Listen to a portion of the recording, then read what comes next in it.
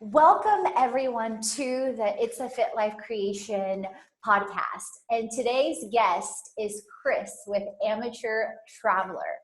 I am super excited to have Chris on the show as I first learned about Chris through TBeX. And TBeX, for those of you that don't know, is a travel bloggers massive conference. It's been around for years. And network and community, and we were in Corning, New York this year. And I first learned about Chris through Patty introducing us as a speed networking sponsor to his incredible software, Blogger Bridge, and the ability to connect brands with bloggers. And my curious George brain went to his site, because I'm like, who is this person? And found that not only does he work for a startup, not only is he a husband and family man and has traveled to 6 continents, he has numerous podcasts, including Amateur Traveler, numerous award-winning, and he's been podcasting for over 13 years. And super excited to have him here. And I know we're going to get so much value from Chris and creating a life and business you love, and creating community. So welcome to the show, Chris. Thank you very much. So how did you get started in all this? Like, it blows my brain as a podcaster for a year, brand builder for 3 years. And so being in, a family man, being in the startup space, traveling so much, like, take us through your story, take us through your journey. Like, how did all this develop? Well, and I should caveat, in terms of being a family man, I don't have little kids at home. And you need to keep that in mind as I talk about everything that I do. My kids are adults. Okay, but they weren't adults at some point. They weren't adults at some point. They weren't adults when this started 13 years ago, but they were teenagers, actually, at that point. So it makes it a little easier. No diapers. Yeah. So in terms of how it started, this sort of two halves to my life, the software half and the travel podcaster, blogger, influencer, if you want to touch that word, which I don't care for, have. The software stuff is what I actually went to school for. So that one is much more traditional. I went to school, got 2 degrees in computer engineering, and came out and got a job in Silicon Valley, and I've been working in Silicon Valley off and on, mostly since then. I now do software consulting to make a living, so I don't work full time. In part because of Blogger Bridge and other projects, which is my own bootstrap startup. And then the other half is, so podcasting is 14 years old, just a little over 14 years old, as we're talking, like 14 years and a month.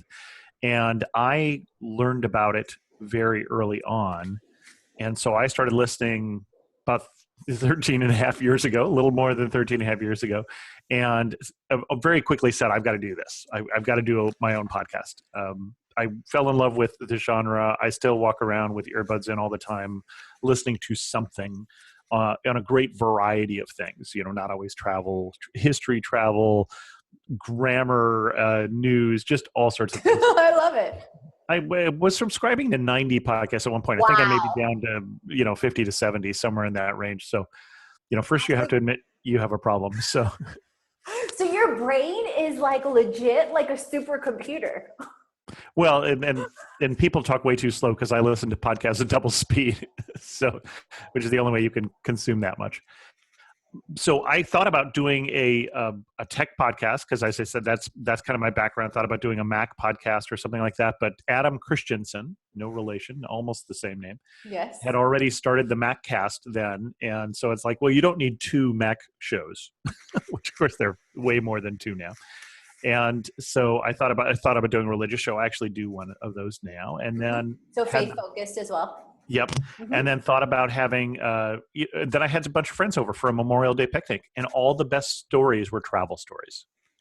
And so that was Memorial Day, and by July 2nd, Amateur Traveler was out there with the first episode, and it was originally going to be all my travel stories, which didn't work because I was traveling 4 weeks a year and podcasting 48 weeks a year, and that math doesn't work.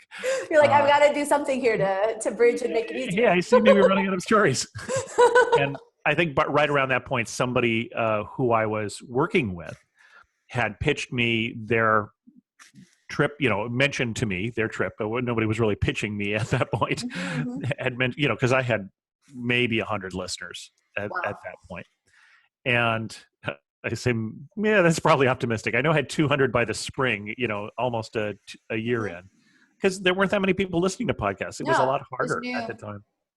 And so he was talking to me about his first cruise, and so I got him on the show and interviewed him. And I found actually that I liked interviewing people because, as somebody who was only traveling 4 weeks a year, it was virtual travel. I get to learn about places, and I love to learn stuff, which is part of the reason for the podcast addiction. The 50 plus, the 50 plus. It's like a university on wheels, or university in your head all the time. Exactly. If I run out of podcasts, I go to audiobooks. So exactly. I was going to say, I figured there was a bridging of the gap with the audibles. Absolutely. Wow.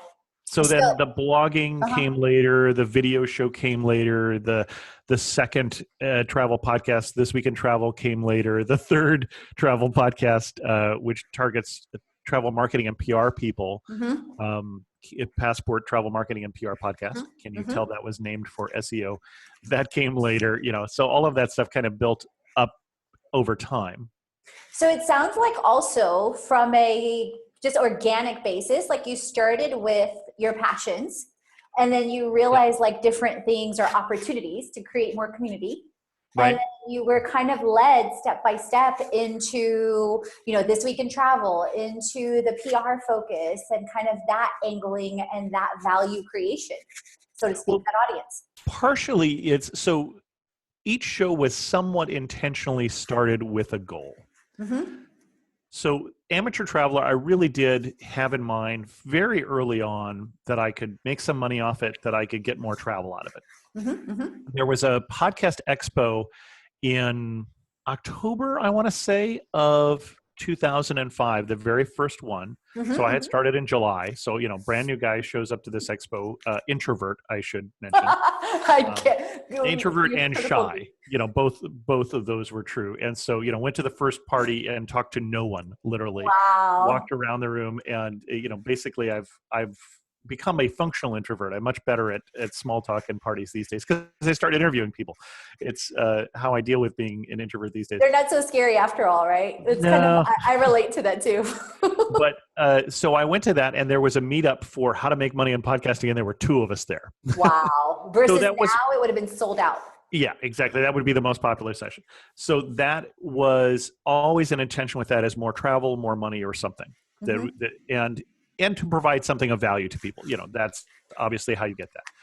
This Week in Travel was very intentionally started. Gary Arndt, who I do that with, and Jen Leo, it was really Gary's idea. He said, let's do a podcast. Let's get some people who are already well connected in the travel industry.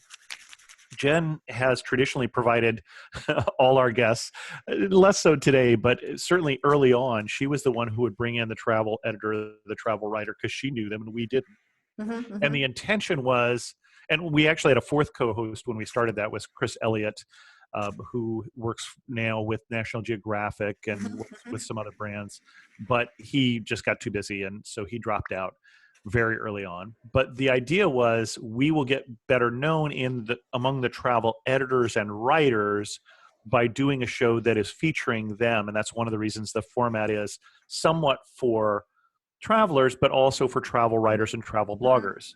And we talk more to them and about what they're doing. And the intention was always, it would help us get better known. And the success of that show isn't so much the awards that show has won. That show has won 4 North American Travel Journalism Awards.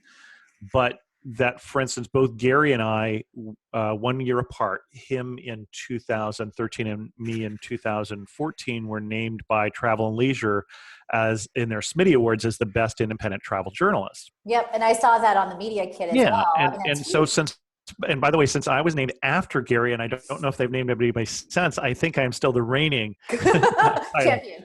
champion of the best independent travel journalist. Because clearly, when they named me, they trumped him. So everybody knows that.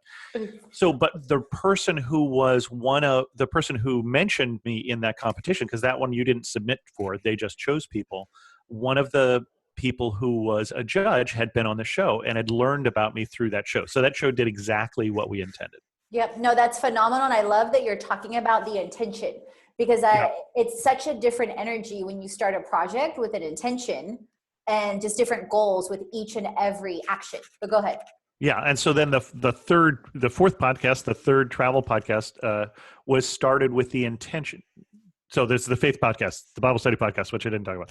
Okay. So, but the passport podcast was the fourth podcast, the third travel podcast. And that one targets people in travel marketing PR, much, much smaller show, because I own Blogger Bridge and the target audience for that are travel marketing and PR people. Mm-hmm. And so the idea is to provide a useful resource for them so that other people will tell their coworkers or other people in that space, hey, did you hear that great show about marketing your destination to China? Mm-hmm. And then they'll discover the show. And, that's still a work in progress. We've done about 20 shows or something like that, 2021.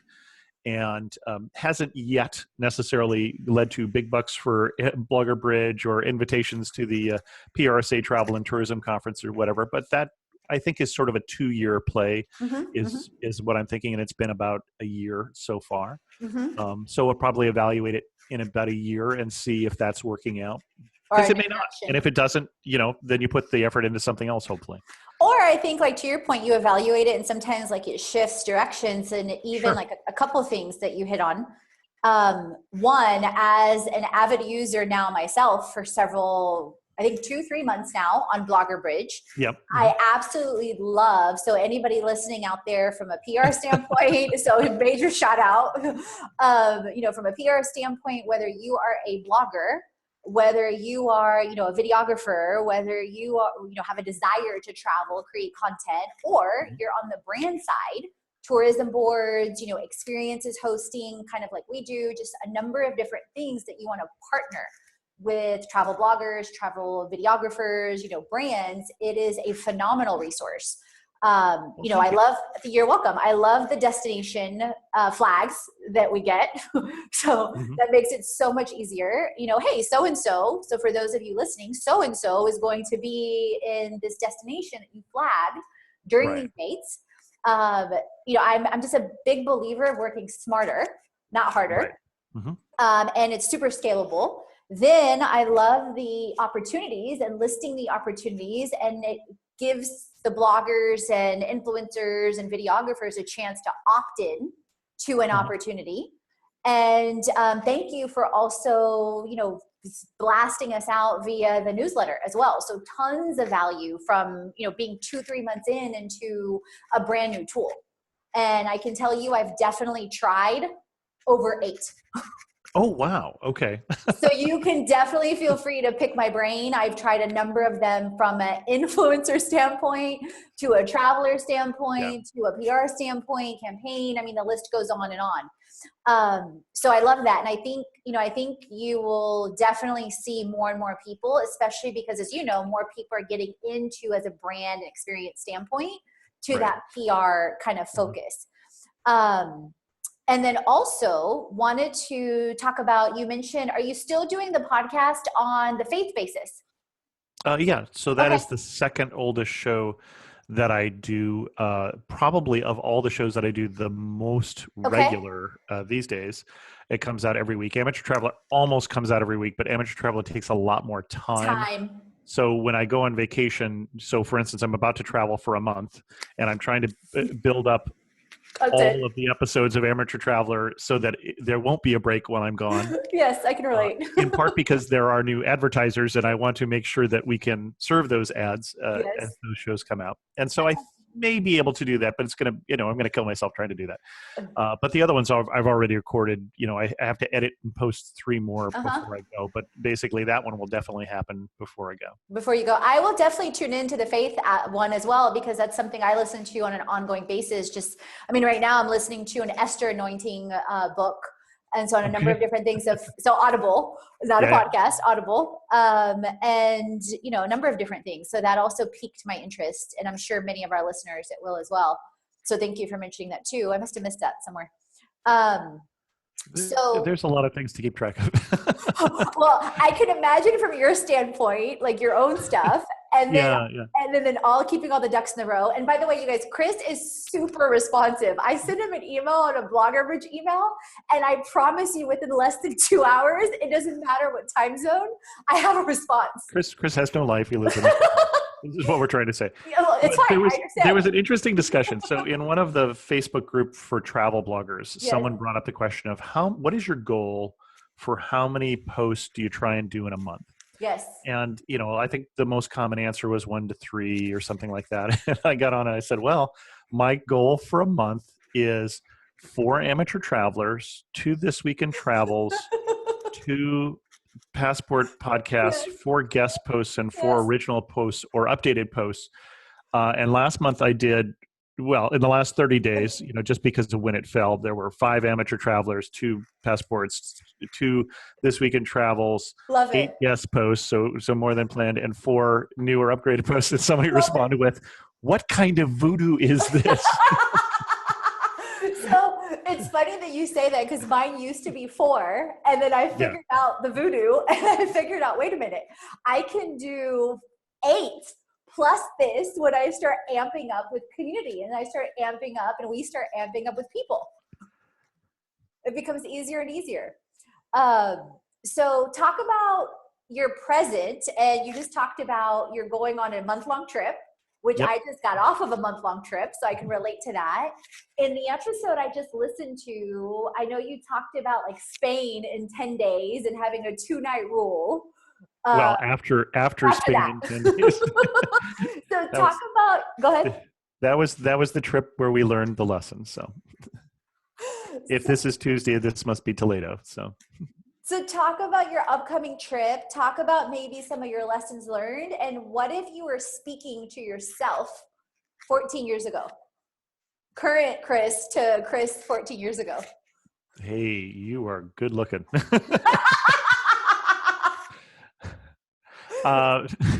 Sorry. No, I love it. I love it. That was Complete just freedom. too easy there. Low-hanging fruit. Yes, very low-hanging. So upcoming trip, let's start with that. So I have actually 2 trips back to back. Family trip with my adult kids, a son-in-law and a wife, to Japan for 2 weeks. Awesome. I have been there, but they have not. And so we're trying to do what they want to do this time. So fewer UNESCO World Heritage sites, fewer shrines and temples, and figure out something else to fill the time. I've got at least 1 beer tour planned, and I'm not a beer drinker, so that one's not for me. You'll just be along for you'll be the DD, if that, because you'll I always have so much fun when we spend time with our kids. They don't live in this area, and so it'll be great whatever we do. And then I fly directly from there to South Africa to go on safari in Botswana for a week. So that should be fun. Wow, that's totally different cultural aspect from Yeah, Japan. packing should be fun because I'm going to try to pack in a carry-on. So, oh wow. I keep saying, Chris, you remember the show The Jetsons? I'm sure you do. Sure, yeah.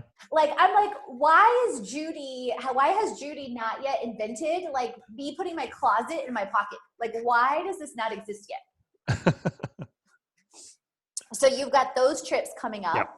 And then, so what's going on, you said, for a safari? So is that the entire trip in Africa? Yeah, it's a safari in Botswana. Wow.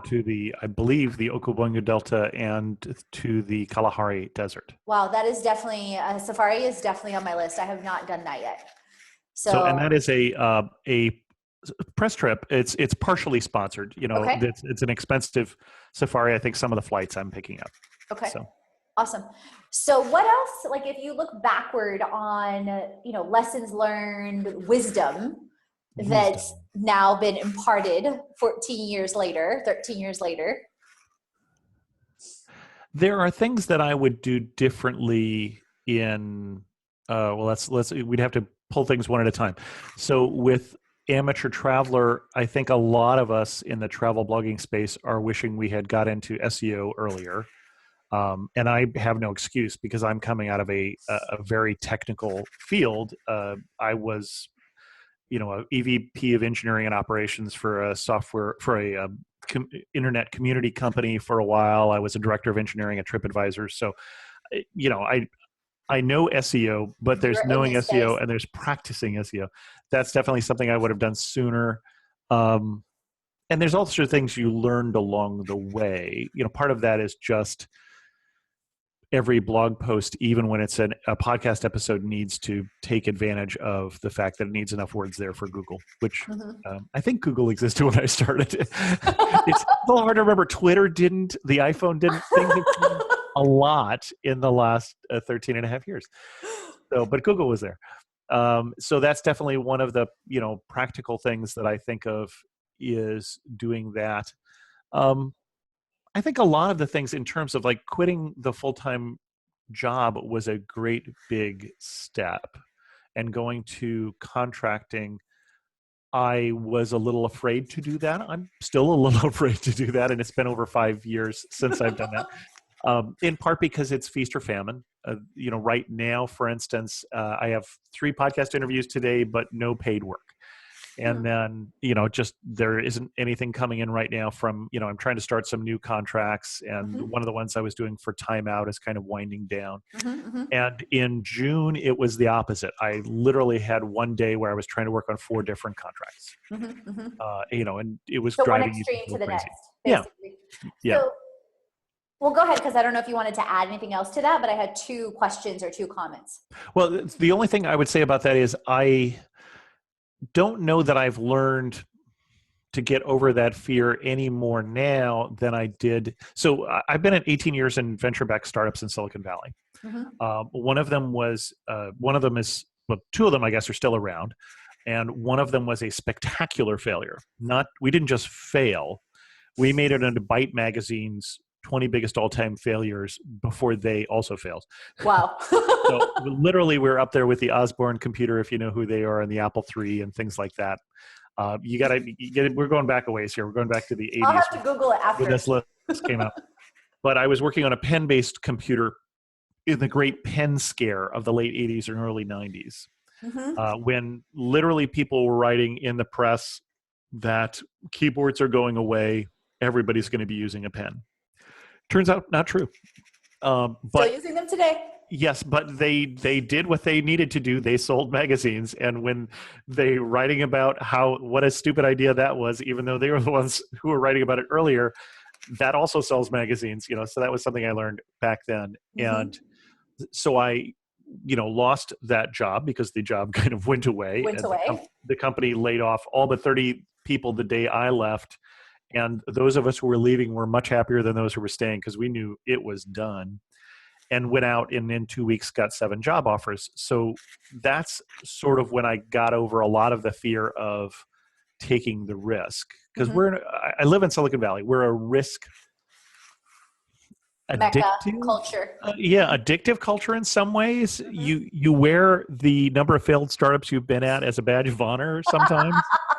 I knew somebody that his first day at that company, this was his 11th startup. And he was walking around, I'm sure, like... Oh, no. It wasn't like it was a choice. He would have preferred to be non-startup failure. Yeah, there are a lot of fun things about working at profitable companies. If you've done that, I've heard it's good. Yes, it's very good. People talk about, I work at a nonprofit, and I say, oh, so do I. Oh, you mean an intentional nonprofit? Oh, sorry. That gives back to help and homelessness. And sorry, that's a different thing. Never mind. Well, a couple of things that you hit on. So one, faith versus fear, right? Yeah. That, it's funny. I was just recording an episode on clutter to clarity and the courage to create a life and a business you love. That's a lot of C's. So the alignment of it is very timely, ironic. But, one thing I always say is that we end up being uncomfortable anyway. Whether you work for someone, whether you're helping someone else with their dreams, but then the fear starts to come up oftentimes a lot more when, like you said, it's, you're out there, it's your startup, it's your dreams, it's feast or famine, or it's figuring out how to create the foundation, stabilize, all those different things. And I know from my end, I can definitely relate to repeatedly choosing faith and taking action despite or in spite of the fear. Well, you also might fail. I Oh. mean, that is the thing, that is, it is realistic, and that sometimes you should not take the risk. Sometimes it's not well thought Mhm. out. So I took a career break in 2010, and I say a career break. So I quit the full-time job theoretically to work on Amateur Traveler full-time, Okay. except that I knew that Amateur Traveler was not ready for me to use it as a full-time job, but I needed to quit the full-time job. I had been there for 14 years in a venture, it had started as a venture-backed startup, and we had gone through the dot-com bubble burst. So we had gone from 256 employees down to 15, Mm-hmm. and then back up to 80, and then down to 60. And I, as a manager, as a person who was a VP of EVP of engineering, all things tech, engineering and operations, I had to go through 10 rounds of layoffs. Right? Wow. And during the dot-com bubble burst, it was 7 quarters in a row we did layoffs. Wow. Getting from 256 down to 15, and it's, in Harry Potter, where they take a little piece of your soul and you put it, in the whatever, you lose a The little piece of your cauldron. soul. The cauldron. Yeah. I've been through 3 reductions in force, and it's not fun. It's not Yeah, fun. I've been through 14, Wow. something like that. Mhm. I've been around longer than you have, Just a little. but 7 of them were within a year and 3 quarters. Wow. So it was almost like a 90% of our customers went out of business. wow. And we literally saved the company by changing what we were doing completely because of luck. I mean, basically, we were heading towards shutting down, and we had eBay came to us and said, the company that ran their community discussion boards is exiting the business in a month. Could we do that for them? Wow. Uh, and then we also got a contract for AOL to do all their moderation, I remember it well. or most of their moderation. And so, that saved the company. And then we basically exited what we were doing and got into the business of running other people's communities. We had our own before called Talk So City. you learned from that, basically, like you said, I've started to use the terminology win or learn because it has a whole different connotation, but you guys massively pivoted from what you were doing. We had to, yeah. And like you said, you had to, and you chose to go in that direction. So like you said, on a daily basis or on a weekly basis or monthly, like what are some of the pep talks you have with yourself on a faith basis, on a keep going, Chris, encouraging yourself, the community, all those things? I don't know that I don't know if I give myself pep talks or not. I do scold myself sometime that I need to get back to the to-do list and get something done. That's, I think, more of it than anything else. It's there are still things that are easier to work on than others, and that doesn't make them the right things to work on.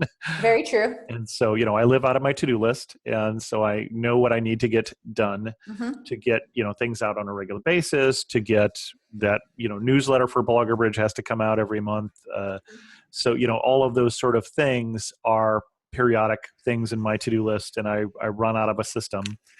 And it helps if you know yourself. So, for instance, I do some volunteering, and it's on Tuesday nights, and I come home and I know that I won't get anything done on Tuesday nights as a rule. It's exhausting enough that by the time I've commuted more than an hour to go and do that and come home again, that's a great night to just catch up on TV. But on the other hand, I know that Friday nights before an Amateur Traveler comes out, whether I am tired or not, I'm motivated by deadlines. You're talking to somebody who got their master's thesis done 45 minutes before it was due, right? So a thesis in one hand, the extension letter in the other one. So take whichever one you need. Yes. So deadline motivated to-do list. What do you use technology wise for to-do list, or is it old school, like writing things down, or is it both? No, it's definitely not old school. I use Things by Culture Code, I think is the name of the company.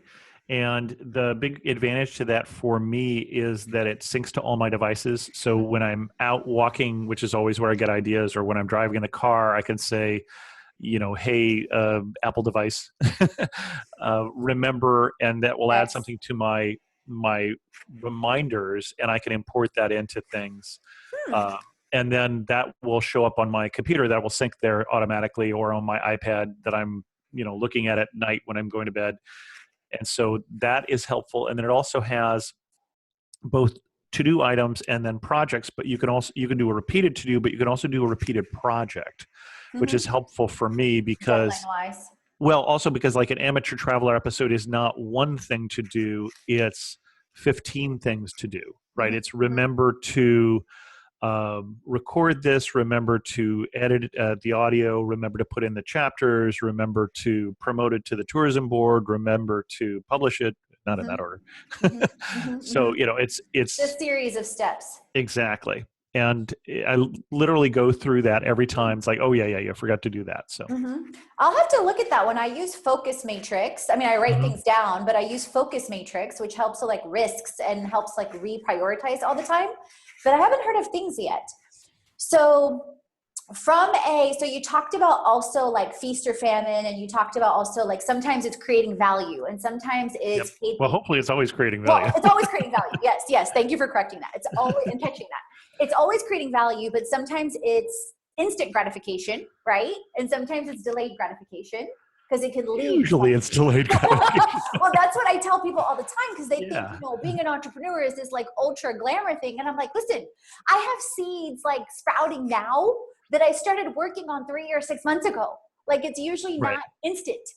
Well, this year you mentioned the growth in the podcast. Yes. So Amateur Traveler, best year ever. Before this year was last year, 1.9 million downloads. Phenomenal. This year we hit that in June. Wow. So basically you already hit 2017's year's growth by the middle of this year. Yes. And so we're right now at about 3.5 million downloads. Wow. So it may double. There's some seasonality, so we're kind of on the downward end of the curve, and that starts to pick up again in December. So it kind of depends. People stay home and they're cold. Yes, well, and yeah, exactly.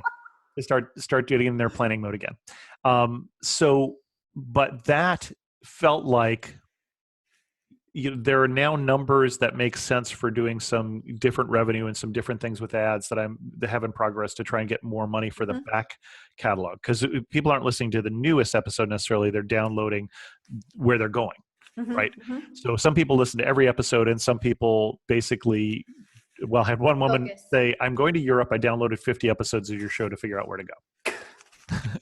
Well, like you said, there's always value. And actually, how does it feel, Chris? Because 13 years in podcasting, and now to see the numbers that you're seeing, the leverage and the value and the community that's only 13 years to be an overnight success. Exactly. Perfectly said. Let me ask you this too. Do you see, because as you talked about, feast or famine or contracting, do you see creating, for example, a travel challenge, or creating courses, or creating retreats, or creating academies? So I have thought about creating courses because I love to teach. I could definitely feel that. Yeah, but not necessarily. When I start to think about that, I think more about, for instance, travel bloggers and things like that, because a lot of the things I love to teach are the technical things and the marketing things and those sort of things. I don't like course creation though. so that has not been something that I've quite gotten around to yet. It's one of the many, many things on my list. Because I find it interesting, because I almost look at, like, when I'm creating, for example, a podcast episode or a blog or, a live on social media or whatever the case is, a blast. I almost think of it as a mini kind of course with less parts. So, but it's interesting how all of our brains work different, or like to your point, like it's probably like a joy to create the episodes, to create the content, amateur traveler or the passport ready or whatever the case is, or this week in travel, versus sitting down to create like a structure and then a takeaway and et cetera. I could see where that's different. Well, one of the models that I like that I heard recently on one of the many podcasts I listened to was the T model, TEA, that you have time, energy, and attention. Yes. And what I tend to run out of sooner at this point, I mean, I have so many things to do, I will never get them all done. There are just on Amateur Traveler, I have literally on my to-do list of posts to write over 365. So if I wrote one every day, I would have, ideas at least for. So when PR people are pitching me ideas, it's like, I don't need ideas. Yes, I could see that, because like you said, like when you're creating ideas, it stimulates more creation. Right. Or you'll read a post by somebody and think, oh, I could do better than that, or that gives me I should do something like that, or whatever. So yep. And then, so attention is definitely sometimes a problem. Am I working on the right thing today? But energy is, I think, the thing that I find that I have to manage on a daily basis. One of the, on Friday nights, for instance, those Friday nights when I used to do all my own editing for the show. So I was actually doing the audio edit sometimes and doing an enhanced version, an iTunes enhanced version. So looking up pictures and links for everything we're talking about and putting them into the show and things like that. So it takes hours. Time, yes. It takes time. And I would do what I now have since learned is the Pomodoro method. I didn't know that that's what it was when I discovered it. I'm sure many people have discovered over the years.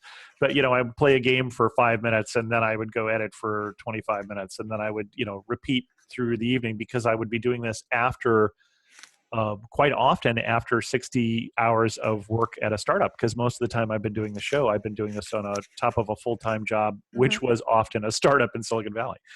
So, and at least once I was doing that on top of 2 startups, because I wrote Blogger Bridge as a startup at night while I worked for a startup during the day. And then you were still doing episodes for Amateur Traveler or This Week in Travel. Yes, I was only doing 3 podcasts then. So only 3, not 5. Only 3. So where do you see like you mentioned 365 episodes already in mind? Where do you see the future of 365 blog posts? Blog posts. Additional blog posts. There's already over. Yes, in process. Are in the idea realm, right? Yeah. Where do you see Chris going? Where do you see Amateur Traveler, like the future of everything you've created, the community? So that was one of the reasons why I asked about the courses, about, other income streams, other sources. Like, where do you see the future of it going? So the plan, and we'll see how this works, right? Plans. What is it? We make plans, God laughs. Yes. So where I'm working on right now is, because of the numbers that I'm seeing, and with some hope that those numbers will persist or grow.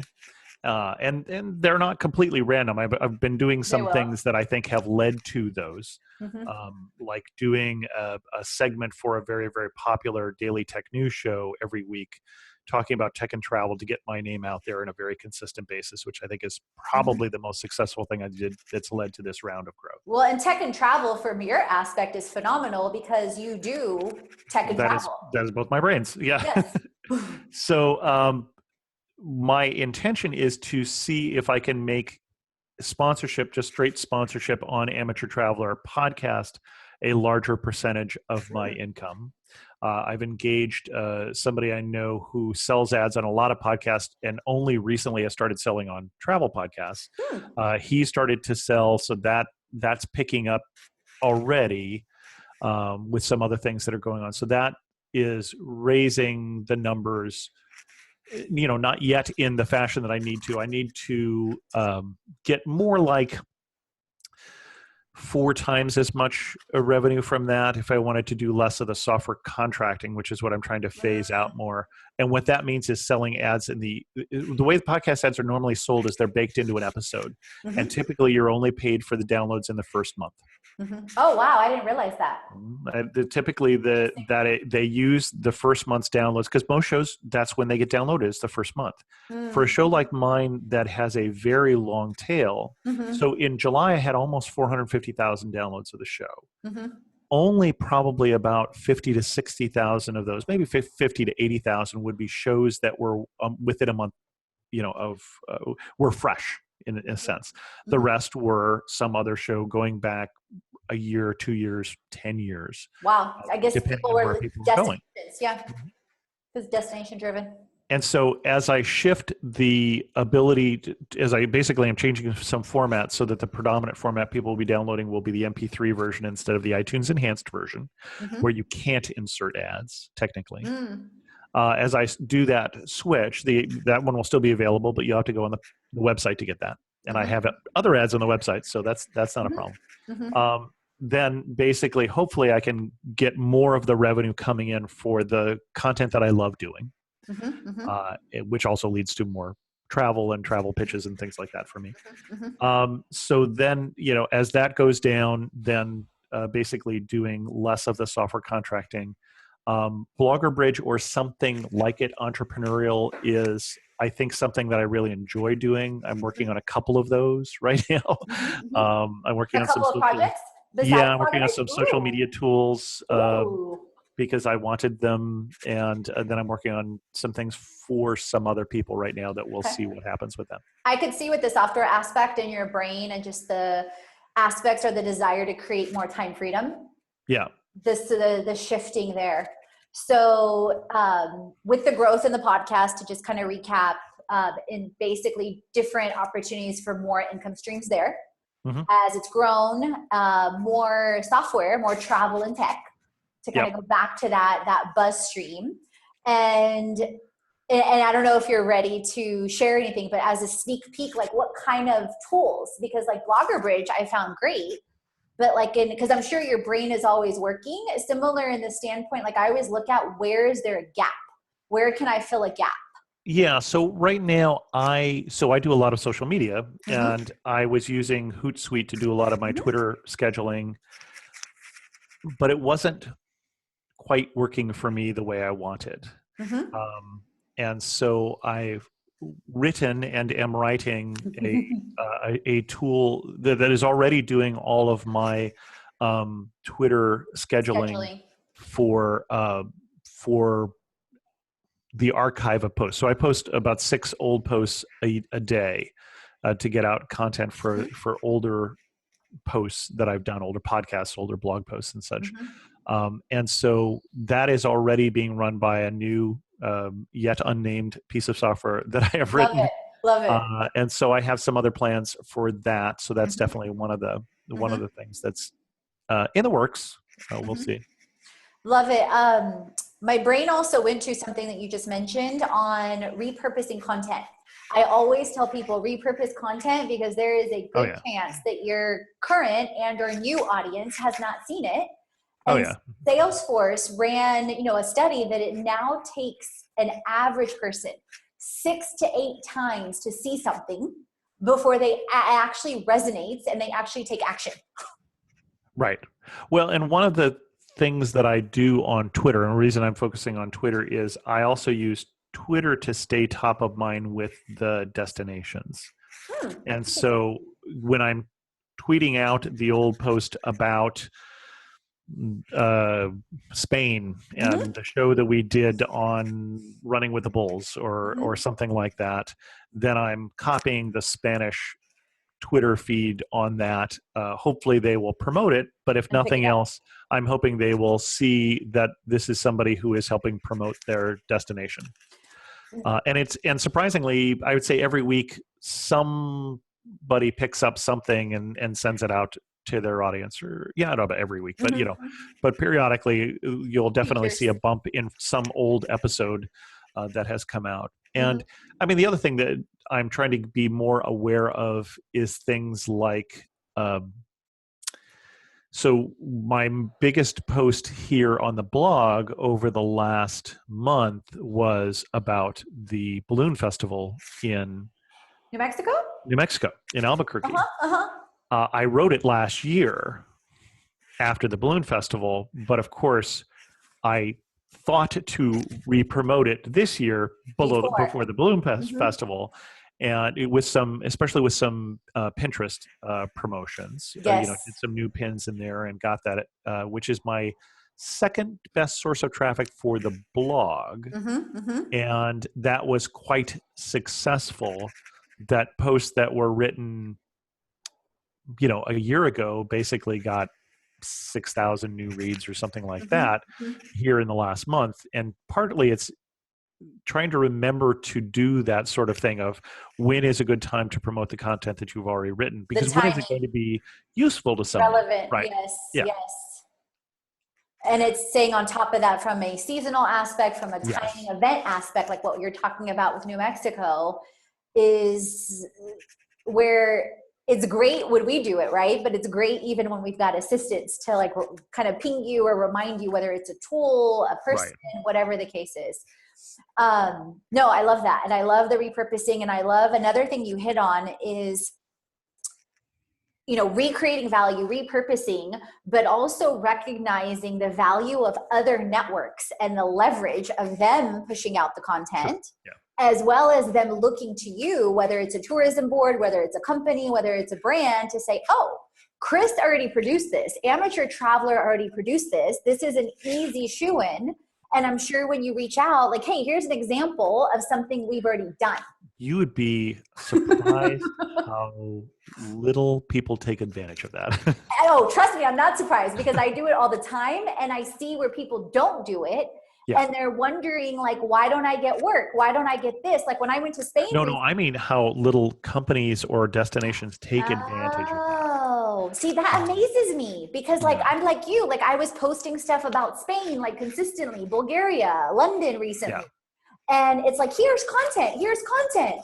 Like, here's what, we can do. And you're right. Because when I look at the platforms, I don't see the frequency of content or the frequency of features or the frequency of repurposing on the brand or the tourism aspect either.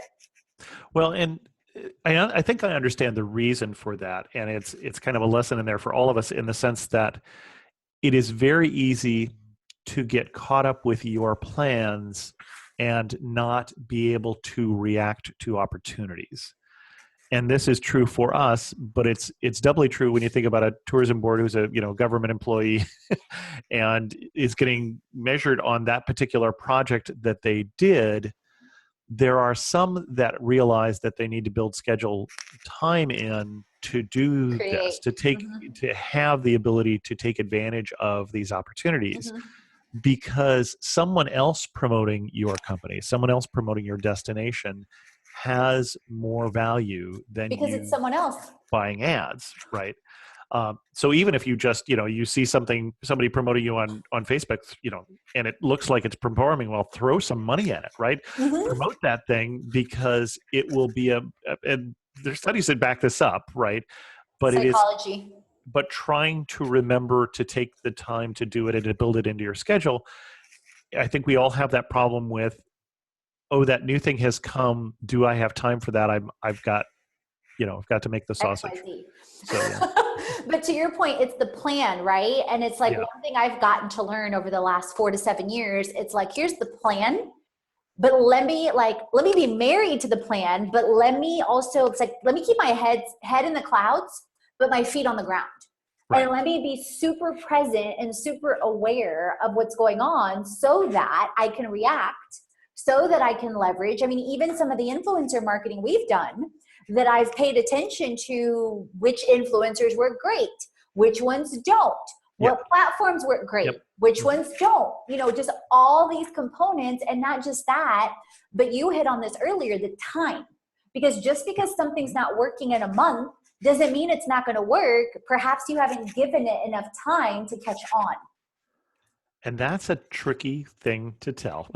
Yes, because it's the pivoting, and it's like, well, is this working? Are people buying in? So tell me, like, what do you think, like, with all that in mind, where do you see, and you also hit on this in your comment, Chris, the authenticity. When people promote you, and, whether it's a tourism board, whether it's an influencer promoting a brand, whether it's, doing an episode on a destination, whatever facet it is within the travel or blogger or PR space, right? where do you see, because you've had, 13 plus years of experience, you've been involved in TBeX and all these different, tech issues, all these different aspects, and, traveling to over 6 continents and still featuring the 7th one, that where do you see kind of, the blogger, the tech, the tourism board, like the shifts happening, say in the next year, 5 years, 10 years? Like what is your gut telling you? What are the trends telling you? Because oftentimes those can be two different things, right? Your gut can tell you one thing versus the other. Yeah, I don't know if my gut's telling me anything different. The trends that we're seeing is Google isn't going to be irrelevant anytime soon. And therefore, and one of the nice things for a content creator is they've gotten better at what they do. So increasingly better content is how to get people's attention, and better content has, a wide open definition, right? Mm-hmm. Better content might be really great Instagram stories, or it might be long form podcasts, or it might be great writing, longer writing these days, typically. Mm-hmm. It might be great photography. It might be all of those. And that's certainly what a lot of us are trying to do is get that video so that we can have that video as part of the blog, which we talk about on the podcast, and, repurposing, integration. Yeah. Because, hey, it's so easy to do that. Mm-hmm. So I see that trend of more and more content marketing, and blogging to me is a part of content marketing. Really what bloggers are, successful bloggers are successful content marketers, for themselves at least. But content marketing, as far as I can see, I don't see it going away. Mm-hmm. I would say it's here to stay, but everything tends to change. But in general, if you think about it, one thing that has been constant is good content is of value, whether that be Dickens novels or the Homer's Odyssey, or because content's always been around, right? Yeah, now we just coin it something different. Is valuable. Good storytelling is valuable. Is memorable. I think of the book Made to Stick, it talks about the beginning chapter of the book. He talks about urban myths and why do they work, and part of the reason he says is stories stick. We are made for story. And so that's definitely something that I think is good news from a content creator's point of view. Now, the one thing that, from a travel blogger's point of view, the influencer and the rise of the influencer has been a distraction in some ways. And I mean the influencer in terms of the shallow content. The non-engagement. And the non-scientific approach to, let's just find somebody who, can take Instagram pictures and things like that. I'm not a big fan because I'm not sure that it works to sell travel. Mm-hmm. Now, to sell shoes and purses and haircuts, absolutely. Lower cost item, right? Lower cost item. It's an impulse buy. The Expedia tells us that for the average American to book one particular trip, remember, average American's taking one trip a year, right? Maybe two. Mm-hmm. And so how many times do they visit any particular website during that trip is like 140 different website visits. So the odds are that is going to be brought to closure by seeing that cool picture is unlikely to me. Well, because to your point, it's funny that the conversation kind of went in this direction. We started with influencer marketing in 2015. And to your point, I used it as a very loose term because I said, okay, here's what everyone else is doing. Here's what the stats are doing. But does that mean it's incredibly smart? It's kind of like I looked at it, from my finance and strategy background, right? Kind of like the .com. It's like, just because X brand is throwing hundreds of thousands to millions of dollars at these influencers doesn't mean it's not working. Or doesn't mean it is working, and doesn't mean it doesn't mean it's generating ROI. So I started looking under the hood and looking at, okay, what brands, if any, are actually tracking call to action, are tracking codes, and with time from 2015 until the end of last year into this year, through learning step by step. And we actually have an episode on this, on how to build your brand with influencers and double your return, because I learned, wait a minute, to really get the right quote unquote influencer, and it's the same thing like content, right? Content is a term that's been around for years, whether it's Charles Dickens, whether it's the Christmas Carol, it's been around. Now it just has taken on a new realm. And influencers, the same thing. Well, and more, it's taken on a new delivery mechanism more than anything else.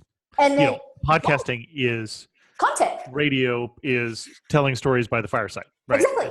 It's the Odyssey was originally told in audible form. Exactly. And it's us having a conversation, and now people get to tune in and listen, as if they're sitting here with us, right? And so what I learned was exactly to your point, because in the beginning, we highly targeted, like for our Costa Rica retreat or our Cuba retreats, we highly targeted influencers that had great content, great numbers, great engagement. But what I realized was, just because you can produce a great picture or a great video, if you've never invited your followers to spend money before, it's going to take them time to absorb that now you're monetizing something. So that's like one round into, like you said, the influencer. There's so many factors to dig in under the hood, so to speak, no different than what you're talking about with content. Yep.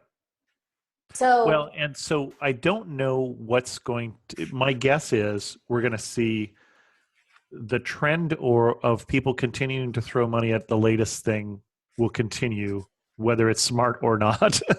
Depends on the company, right? The person. Yeah. And there's a lot of people coming in and out of marketing and PR. There's a lot of immaturity, and I don't mean that I mean just youngness. Yes. And so I suspect that probably is going to continue, although it looks like it's moving from one bright shiny object to another. We're starting to see people in Instagram starting to be a little afraid that the money is moving away from there. I don't know where it would move to, but there's still going to be this this dilemma with what replaces. And if you think about it, there is. If I'm buying things that are advertising, or I'm doing this short form sort of social media, short form in terms of limited length of value, like an Instagram picture. Like an Instagram post, exactly. An Instagram post is valuable for a very short period of time. That is a replacement for advertising. It is basically that same sort of budget versus content marketing, which is a little different. It's a slow burn investment, right? Where that blog post you write, or that podcast you make, or that video you create may still be of value, 2 years from now. But on the other hand, it may not do anything today. You can't measure the value of that trip as soon as you get back and write the post. It may be a year later, for instance, like this Albuquerque trip that, oh my gosh, I just got 6,000 people to read this post, because now it's before the event instead of after the event, right? And so that, clearly was of value, but you had to wait a year to see the value in the dance. Yeah. And I think there will always be this trade-off between that investment in content and things like that, SEO and those sort of things that are an investment in your money into something that will have a little longer value, but don't necessarily have as immediate payoff, versus investing in advertising or in these faster forms of social media. And it's not like one is right for everybody. So there will always be that trade-off. And I don't know, we're seeing that advertising seems to be working less effectively year after year. People trust less. It's almost like people trust less. Trust factors, generational differences. My parents, who are in their 90s, will trust anything they read. See, my parents trust nothing. And now we've taken away their computer for that reason. So, which is a long, sad story that involves me also taking over their finances. But Yeah. Well, it's also because I think it goes back to, like, my parents are in their 60s. And I think, 90, 100 years ago, like what you just mentioned, generational, you could avidly trust people. And that people, were held at their word versus things change. Well, yes, but there were the Of flim course. flam salesmen and the snake Charles oil salesmen Ponzi, and all of etc. that. Yeah, all that existed. Yeah. What do you think on, so you talked about Instagram. So let's kind of hone in on a couple more things before we wrap up. Is you talked about Instagram and kind of the short term and the stories, and now obviously IGTV exists. So how do you compare that to, say, like Pinterest, which Pinterest, obviously, like you mentioned, drives more traffic. You typically see a lot more long form, a lot more traffic driving, a lot more trust building in Pinterest. So that's kind of one angle. And then two, well, and I'll ask the next question. Go ahead. Yeah, Pinterest isn't a social network is Yep. part of the thing that's confusing. We talk Searchable. about it as if it were, but it's a visual search engine. Mm-hmm. So Pinterest investment is the same as SEO investment. I mean, it really is the same thinking in same key terms in many cases. Yeah. I've seen several platforms recently start to, because I play on both sides as a brand, but as an influencer, because I like to see what they're doing. Yeah. And I've seen a lot more recently start to come about towards Pinterest. So it's been very interesting to see. Yeah. Well, it seems to pay back in over the long term. That pins that you pin today, people will be finding and repinning a year from now. No, absolutely. So yeah, there's some good long-term value in that investment. So it's more on that side of things. And so speaking of long-term and speaking of that, as you were saying, like people trusting less or maybe wanting more or more value before they trust or before they purchase or before they go and follow someone, whatever the action is, so to speak. Do you see more brands, whether it's tourism boards and or more bloggers, entering into longer term arrangements? So, agreeing to be a host, agreeing to be a collaborator, agreeing to be an influencer, for longer term arrangements to help them, cash flow, et cetera, as well as the tourism boards, as well as the brands and so on. We're certainly seeing that among the more so I know the travel blogging space better than the others, obviously, but we're certainly see that among the more successful bloggers. That is a portion of their success, a portion of their revenue, a portion of their strategy. Will more brands do it? I think so. I'm getting approached by a few more brands that are doing that. I think it makes sense. To align yourself with people who make sense for you, depending on what your audience is, and do more, less one night stand kind of marketing. I say that all the time in one of my blog posts. I say, let's not have a one night stand. Let's not go on 1 date, 2 dates, 3 dates. Let's go from one date to another. Right. And let's get married. Let's get engaged. Let's get married. So it's perfect. I love that. So what about from a community aspect? So I was also looking at, as we wrap up, I was looking at your manifesto on Amateur Traveler. Oh, wow. Okay. Oh, yes. I love to read. I always enjoy when people discover that. So. I love to read. I love also same thing on your podcast aspect that you've, played with different languages and, several different things that, from an intentional standpoint on servicing, on creating value for the community. So anything that you want to leave, whether it's our community tuning in for the first time, anyone that happens to venture, into our community from your existing community, or just anything else that you want to leave the listeners with, or any calls to action? Any calls to action? Well, obviously, subscribe to Amateur Traveler Podcast, yes. or one of the other podcasts we've mentioned. Download 20 different episodes. We'll leave you with one. Well, if you travel, let's be honest. If you're not a traveler, that show isn't for you. But if you're not a traveler, start. Well, I'm with that, but so specifically, it is okay to not be for everyone. That's true. And I think that would be part of my tip.